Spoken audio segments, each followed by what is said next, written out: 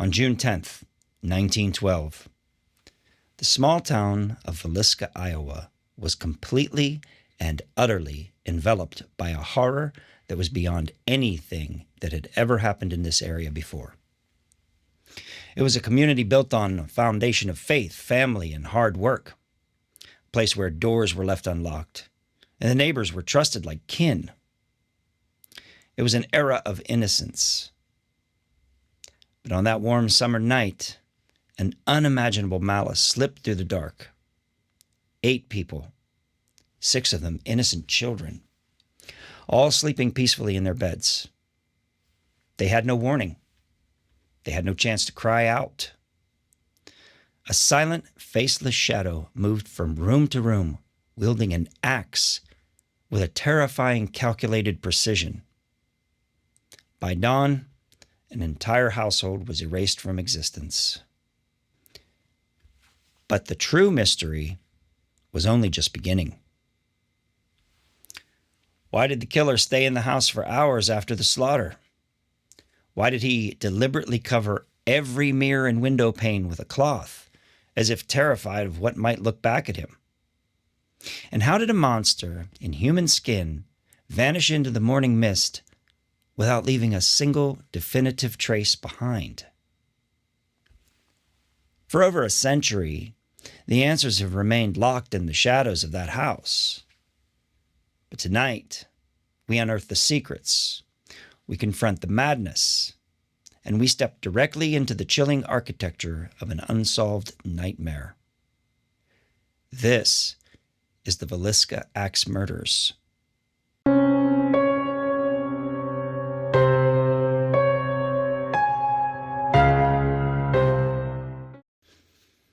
Welcome back to Chilled Bones. If that initial dramatic breakdown sounded like a piece of dark fiction to you, I can't blame you. But the reality of what happened inside that unassuming house on East 2nd Street is far more clinical and far more unsettling than any ghost story you've ever heard. Here's a quick rundown of the facts. Josiah Moore was a prosperous local businessman, a man who had carved out a comfortable, respected life for his wife, Sarah, and their 4 young children, Herman, Mary, Arthur, and Paul. On the evening of Sunday, June 9th, the family attended a Children's Day service at the local Presbyterian church. It was a normal, mundane, community-focused event. Accompanying them back to their house for an overnight stay were 2 other young girls from next door, Lena and Ina Stillinger.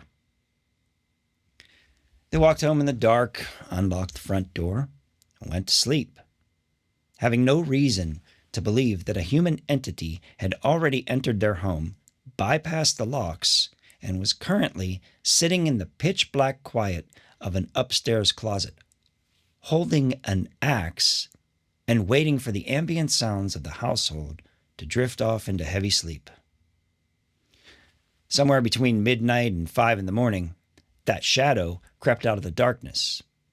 What followed was a chaotic, panicked frenzy, an execution carried out with a level of calm, chilling efficiency that left local law enforcement entirely out of their depth. The killer struck the adults first, using the blunt side of the axe to ensure they never woke up to scream, before systematically moving from bedroom to bedroom. By sunrise, 8 innocent people were dead. But as we're about to see, the physical slaughter was only the first layer of this tragedy. The true nightmare lies in the bizarre behavioral anomalies left behind in the house, the institutional circus that completely derailed the investigation, and the terrifying possibility that this wasn't an isolated incident of small-town revenge, but a single stop on a much larger, blood-soaked railway line. Before we continue on to part 1 of this shocking story, I'd like you to please hit the like and subscribe buttons below. Your support means so much to me, and I deeply appreciate every single view and subscription. Also, if you're interested in the creepy and macabre, which I imagine you are, please check out my novels. I've written several of them, all guaranteed to cause sleepless nights with the lights on and the covers pulled over your head. You can find them at chilledbones.com. Now, let's see if we can't figure this thing out.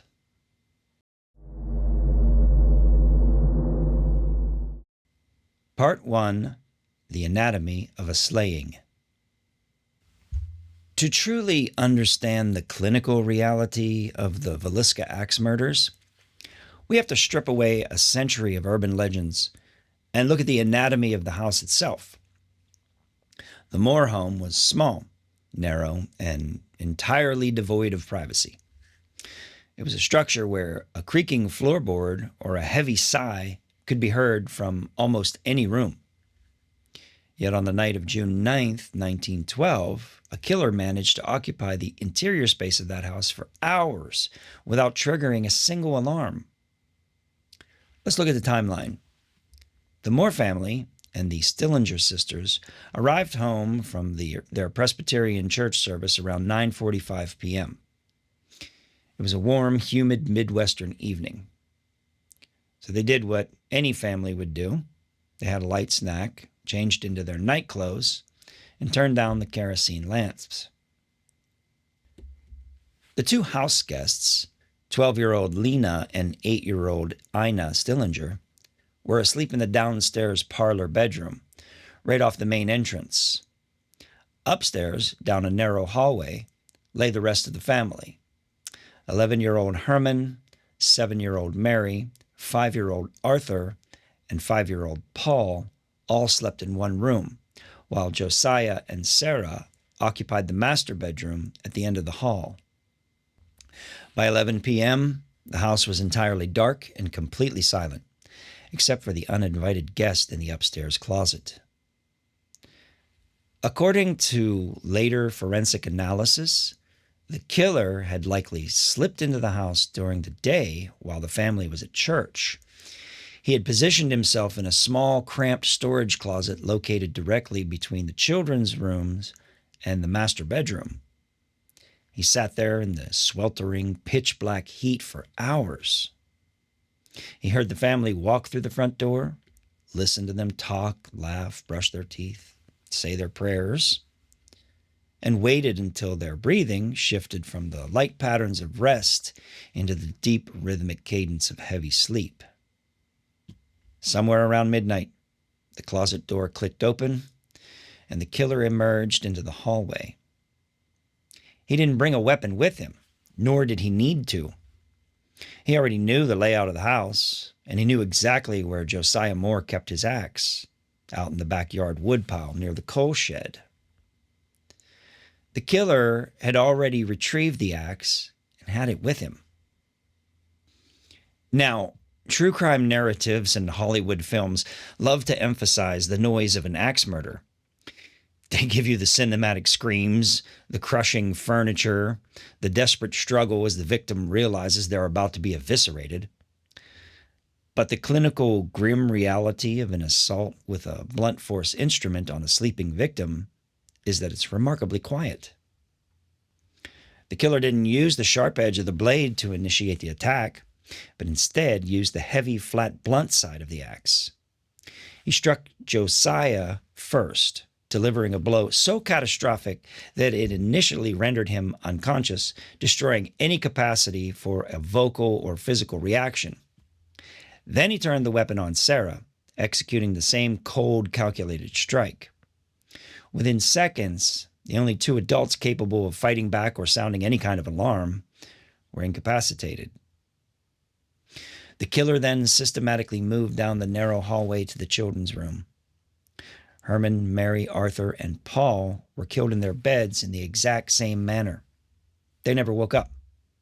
They never had a chance to realize the safety of their home had been utterly violated.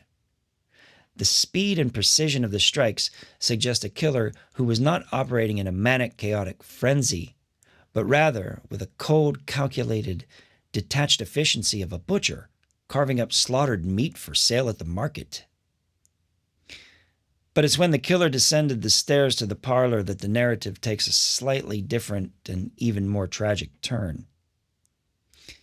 Downstairs, the Stillinger sisters were asleep, The killer approached their bed and delivered the same fatal blows to 8-year-old Ina, but 12-year-old Lena's body told a different story to the coroner. Unlike everyone else in the house, Lena was not lying flat beneath the covers. She was positioned crossways on her bed, and her body was twisted with deep defensive gashes on her arms. It's a clinical probability that the subtle structural noises from the house, the muffled thuds from upstairs, the groaning of the wooden floorboards as the killer walked down the steps, is what woke Lena. In the pitch black of that parlor, she likely heard a rhythmic, heavy breathing approaching her bed. She turned, perhaps raising her arm just as the shadow descended. She was the only person in that house who had a brief, terrifying glimpse of the monster before he added her to the death toll. When the slaughter was over, the killer didn't panic. He didn't run out the back door into the night to put as much distance between him and the crime scene as he could. He stayed. He walked into the kitchen, took a basin, filled it with water, and casually washed the blood off his hands. The water was left sitting on the kitchen table, like a dark crimson soup, serving as a bizarre centerpiece for the crime scene. He then took his time moving through the quiet house, executing a series of deeply unsettling, non-functional actions that would baffle criminal profilers for the next century. Actions that suggest his relationship with the victims didn't end when their hearts stopped beating.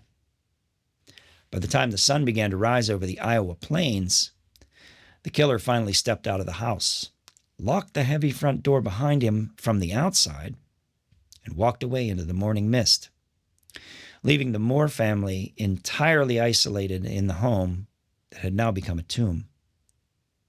Part 2. The Institutional Circus and the Suspects. If Part 1 is a study in clinical dread, Part 2 is a study in institutional absurdity. Because as horrific as the slaughter inside the Moore home was, the subsequent investigation by Iowa law enforcement was nothing short of a bureaucratic tragedy. Before the bodies were even cool, the machinery of justice in 1912 didn't just fail, it actively dismantled any hope of catching the killer.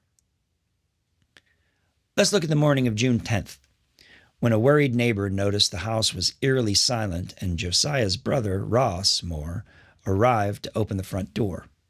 The town of Villisca instantly went into a state of panic. But instead of sealing the perimeter, the local authorities made the brilliant executive decision to let several hundred curious local citizens walk through the house like it was an open house viewing. People were walking through the bedroom, touching the blood-splattered walls, and shifting furniture. Some were even taking pieces of the family's clothing as macabre souvenirs. If the killer had left a clear fingerprint, a boot print, or a stray hair, it was thoroughly homogenized under a thick layer of Midwestern mud within 3 hours. There wasn't really even an attempt at forensics here. The police basically turned it into a local museum exhibit with an active body count.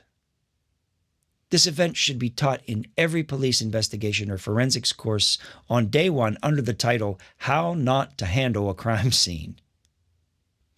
Since the physical evidence was utterly obliterated by the public, the investigation immediately devolved into a playground for petty local politics, personal vendettas, and institutional desperation. The authorities needed a scapegoat, and they didn't care who they had to bend to fit the frame. Enter suspect number 1, Frank F. Jones. Jones was a wealthy Iowa state senator, a pillar of the community, and a man who wielded immense local power. He also happened to intensely hate Josiah Moore because Moore had left Jones's farm implement company to start a competing franchise, taking a lucrative tractor distribution contract with him. The town immediately spun a narrative that Senator Jones, a man whose entire identity was built on local prestige, had hired a transient hitman to butcher an entire family of 8 over a capitalistic dispute regarding John Deere equipment. The state brought in a private detective named James Wilkerson, who spent years turning the Villisca tragedy into a highly profitable local soap opera. Wilkerson didn't care about evidence. He cared about destroying Jones's political career. The town split right down the middle, pro-Jones and anti-Jones, turning a mass murder investigation into a years-long municipal election feud. When the tractor rivalry narrative began to lose its steam, the legal system turned its sights to an even easier target. Enter Reverend George Kelly. Kelly was a traveling Presbyterian minister who was present at the Children's Day service the night of the murders. He left town on a 5:30 a.m. train, openly talking to passengers about the slaughter before the bodies had even been discovered by the neighbors. Kelly was an eccentric, deeply troubled man with a documented history of severe mental instability and voyeurism. He was the perfect target for a desperate police force. The authorities did what police did best in 1912. They threw a mentally compromised man into a dark room and interrogated him for hours until he signed a confession stating that God had told him to slay the children. He later recanted, claiming the confession was beaten out of him. He went through 2 sensational trials, and while the jury eventually acquitted him, his life was utterly ruined. The legal system needed a monster, but they couldn't make the Reverend's divine hallucinations stick to a piece of paper. Then there was Andrew Sawyer, a transient who was picked up by railroad detectives. Sawyer slept fully clothed with his boots on, kept an axe next to his bed, and talked about the Villisca murders constantly. But because his obsession was deemed eccentric hobbyism rather than a hard confession, he was eventually dismissed. The bitter reality of Part 2 is that while the local government was busy chasing senators and mentally ill preachers to satisfy a furious public, they completely ignored the single most important element of the crime scene, the layout of the American Heartland itself. The killer had left a clear signature, but the small-town minds of Villisca were looking too closely at their neighbors to notice the shadow standing on the tracks. Part 3. The Psychological Matrix and Paranormal Anomalies. When we look past the muddy boot prints of the townsfolk and the political theater of the local courts, we're left with the quiet reality of the house itself. The physical slaughter was over in minutes, but the killer remained inside that wooden structure for hours, and during that time, he executed a series of deeply unsettling, non-functional behaviors, actions that have baffled criminal profilers and paranormal researchers for over a century. The first and most striking anomaly involves the mirrors in the windows. After the family was dead, the killer didn't flee. He went through the home and systematically covered every single mirror and window pane using cloth, bed sheets, and towels taken from the family's dressers. In paranormal circles, this behavior is instantly flagged as a spiritual superstition. According to old Midwestern and European folklore, you cover mirrors immediately after a death so the souls of the deceased don't get trapped in the glass, or to prevent the dead from looking back at you from the other side of the veil. Some believe the killer was attempting to blind the spirits of the children so they couldn't witness his escape. But if we look at this through a cold clinical psychological lens, a completely different and far more disturbing pathology emerges. This is a behavioral mechanism known in modern profiling as undoing or depersonalization. When a killer targets victims in their sleep, especially an entire family, including young children, the sheer reality of what they're doing eventually hits a psychological wall. By covering the mirrors, the killer was ensuring he did not catch a glimpse of his own reflection mid-act. He couldn't bear to look at the human face of the monster while performing the monstrosity. By covering the windows, he wasn't stopping the neighbors from looking in, he was stopping the outside world, and reality itself, from witnessing his internal descent into madness. It was a psychological shield against his own conscience. This matches the second behavioral anomaly. He covered the faces of the victims. Every single body had their bedding pulled entirely over their destroyed features. In criminal profiling, this heavily implies a sense of post-offense guilt or a profound aversion to the human gaze of the dead. Even a psychopathic killer can find themselves deeply unnerved by the empty, staring eyes of the lives they just extinguished. By hiding their faces, he transformed human beings back to inanimate objects, making it easier to remain in their presence. And then, of course, there's the bacon. A 4-pound slab of uncooked raw bacon wrapped in a towel was found on the parlor floor near the axe. True crime commentators love to find deep esoteric or even satanic meaning in this. Was it a ritual offering? A calling card meant to symbolize the flesh? Or, clinically speaking, was it just a highly practical item? The killer spent hours in that house. He washed his hands in a basin of bloody water on the kitchen table before leaving. The bacon may have simply been something he intended to steal for sustenance before realizing that carrying 4 pounds of raw pork while fleeing a mass murder via train tracks is a logistical nightmare. So he just dropped it on the floor on his way out the door. These behaviors tell us that the killer was not a chaotic animal. He was a highly controlled, deeply pathological entity who understood the gravity of his actions, even as he took meticulous steps to hide them from his own reflection.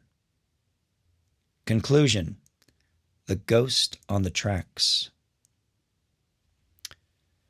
So what is the clinical reality of the Villisca Axe Murders? If you want my theory, Frank Jones didn't hire a hitman to protect his tractor empire, and Reverend George Kelly didn't receive a direct transmission from God telling him to slay the children. The true answer is far more terrifying, and it relies entirely on the architecture of early American transit, the Transcontinental Railroad.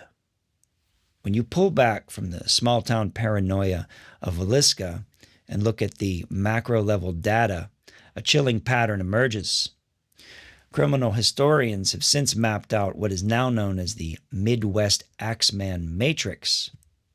Between 1897 and 1912, a staggering string of near-identical family axe murders occurred across Illinois, Colorado, Kansas, and Iowa, all within a few blocks of railroad tracks. The signatures were always identical.